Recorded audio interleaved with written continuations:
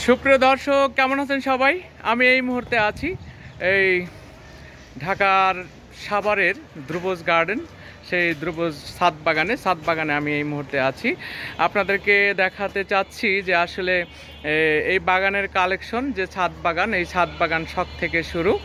এখানে যে কত কালেকশন আছে সেই কালেকশনের আমি দেখতে এসেছি এবং আপনাদেরকে দেখাতে এসেছি।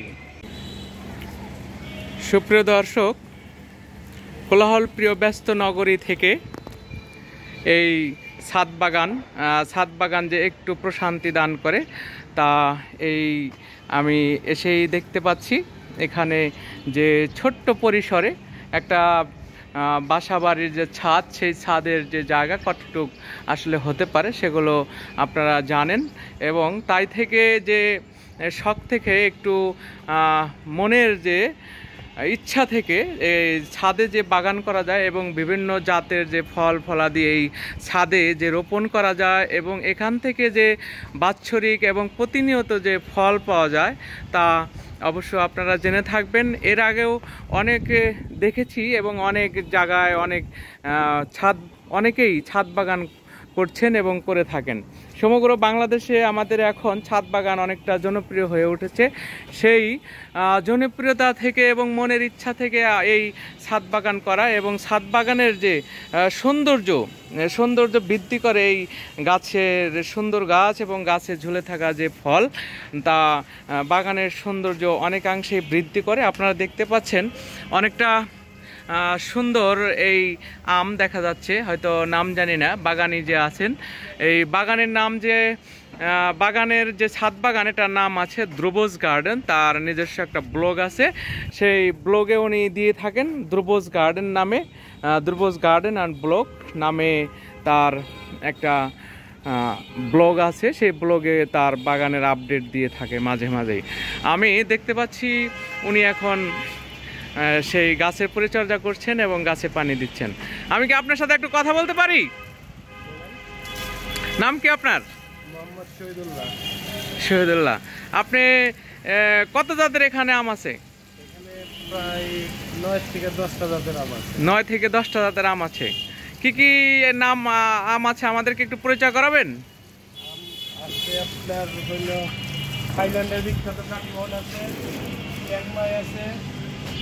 থাইল্যান্ডের বিখ্যাত কাটিমন, চিয়াংমাই। হ্যাঁ, তারপরে আছে হইল কিং অফ চাকাপাত, রেড পালমার আছে, কিউজাই আছে, ডকমাই আছে। আমি যদি বলি আপনাকে যে এই যে কতগুলো আম ঝুলে আছে যে গাছে, যে দেখতে পাচ্ছি অনেকটা সুন্দর, একসাথে অনেকগুলো অনেক কালার, সেই হ্যান্ডসাম কালার।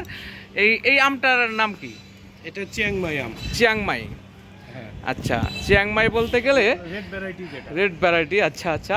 আবার এখানে অনেক বড় একটা আম, প্রায় আমার মনে হয় যে এই আমটা যাতে অনেকটা বড় হবে এবং ভবিষ্যতে আমটা অনেক বড় হতে পারে।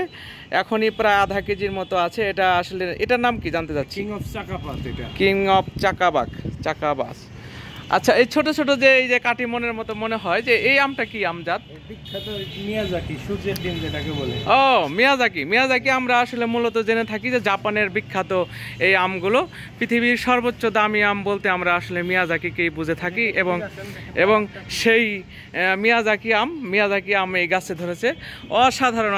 এটার যে কালার, নিঃসন্দেহে অবশ্যই মানুষের ভালো লাগে এবং লোভ, এটার যে সামলাতে অনেকটা হিমশিম খেতে হবে।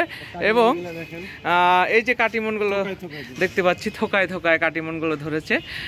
আমি পূর্বেও অনেকগুলো ভিডিও করেছি। আপনারা জানেন যে আমার একটা নওফেল কিংডম নামে একটা বাগান বাড়ি আছে, সেই বাগানে এই কাটিমন আমার অনেক ধরেছিল এবং তার এগুলার যে স্বাদ আমি আপনাদেরকে আগেও বলেছি। এই কিউজাই আম অসাধারণ, এটার যে সাইজ অনেক বড় সাইজ হয়েছে। কিউজাই, এটার নাম হলো কি? কিউজাই। অসাধারণ। আমটা এত বড় হয়েছে যেটা আসলে নিজের চোখে না দেখলেই নয়, হয়তো ক্যামেরার ফ্ল্যাশব্যাকে ছোট ছোট মনে হচ্ছে। এটা ডগমাই আসলে কোন দেশি আম, এটা কি বলতে পারবেন?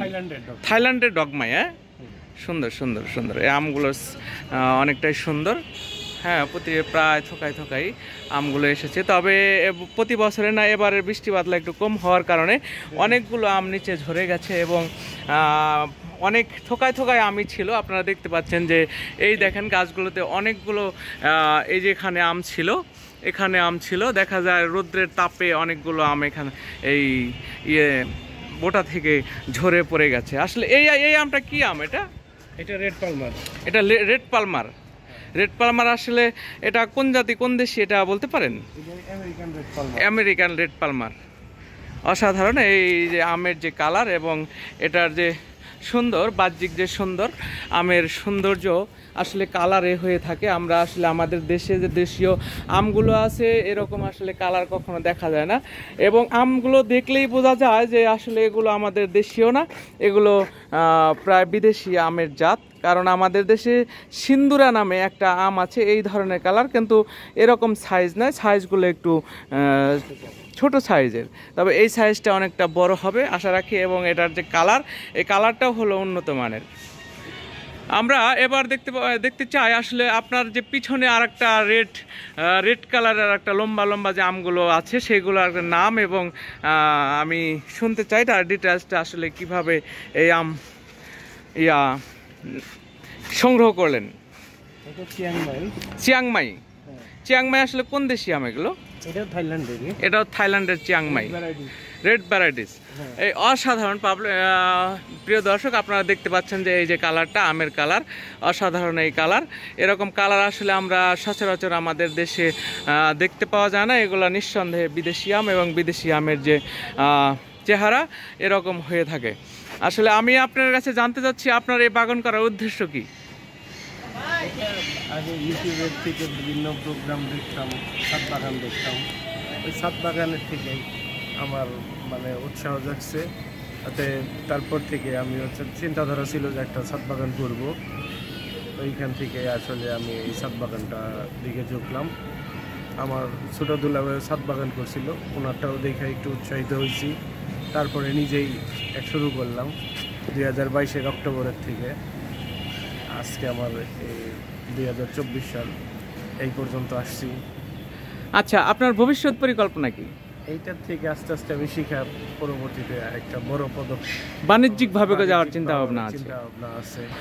সুন্দর আইডিয়া। আমরা যেটা আমরা জেনে থেকেছি, আগেও আমরা জেনেছি যে সবুজে বাঁচি এবং সবুজে রাখি, সেই স্লোগানকে সামনে রেখে এই শহীদুল্লাহ ঢাকা সাভারের আশুলিয়া এলাকায়, পল্লী বিদ্যুৎ এলাকায় উনি এই তার নিজ বাড়ির ছাদে উনি বিভিন্ন জাতের আমের যে আম চাষ উনি করেছেন, ছাদ বাগান করেছেন। শুধু আম চাষ বললে ভুল হবে, এখানে অনেক জাতের আরও কিছু মিক্সড আছে। আমরা বলতে পারি যে এখানে রঙ্গন আছে, এখানে যে বাতাবি কাগজি লেবু আছে সেই লেবু গাছের চারা আছে, এখানে অনেকগুলো লেবু ধরে আছে। এখানে তার আরও কিছু ফুলের টব, আম গাছ এবং একটা গাছেই কয়েক রকমের যে আম থাকে তা আমি এই দেখতে পারলাম। এটা মাল্টি গ্রাফটিং যে আম গাছ, একটা গাছে যে কয়েক রকমের 5, 7, 10, 12 রকমের যে একটা গাছে আম থাকে সেগুলো আমার নিজ চোখে দেখা হলো। এগুলো পরেও আমি আগে কখনো দেখি নাই এরকম যে আম একটা গাছে বিভিন্ন জাতের যে এরকম যে আম ধরে থাকে, এটাই প্রথম দেখা হলো। তো আমি এসেছি, আপনাদেরকে আগেও বলেছি যে আমি কোথায় এসেছি, ঢাকা সাভারের আশুলিয়ার পল্লী বিদ্যুৎ এলাকায় শহীদুল্লাহর যে ছাদ বাগান, সেই ছাদ বাগানের ধ্রুবজ গার্ডেন নামে ব্লগ অ্যান্ড যে রেগুলারলি যে ধ্রুবজ গার্ডেন অ্যান্ড ব্লগ, সেই ব্লগে আপনাদেরকে রেগুলারলি পাবেন এই বাগানের, ছাদ বাগানের আপডেট।